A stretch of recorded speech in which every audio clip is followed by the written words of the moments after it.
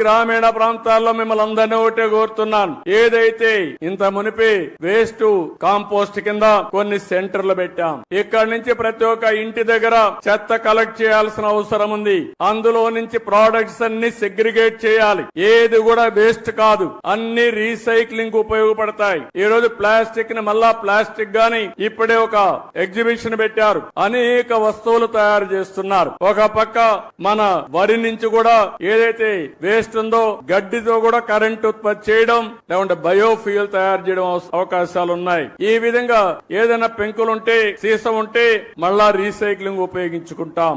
A1 మన కార్లకు ఉపయోగపడే waste ఏదైనా ఉంటే అలాంటి వేస్ట్ కూడా ఇంజన్లు గాని అవన్నీ రీసైక్లింగ్ ఉపయోగపడే పరిస్థితి వస్తుంది. దీన్నే సర్క్యులర్ ఎకానమీ అని పిలుస్తున్నాం. రాబోయే ఒక్క సంవత్సరంలో ఇవన్నీ కూడా డెమాన్స్ట్రేట్ చేసి ఆంధ్రప్రదేశ్ రాష్ట్రంలో ఏది వేస్ట్ కాదు, వేస్ట్ నుంచి సంపద సృష్టించే మార్గానికి అవసరమైన ఇన్సెంటివ్స్ ఇచ్చే బాధ్యత ఈ ప్రభుత్వాన్ని అని చెప్పి మరొక్కసారి మీ అందరికీ తెలియజేస్తున్నా.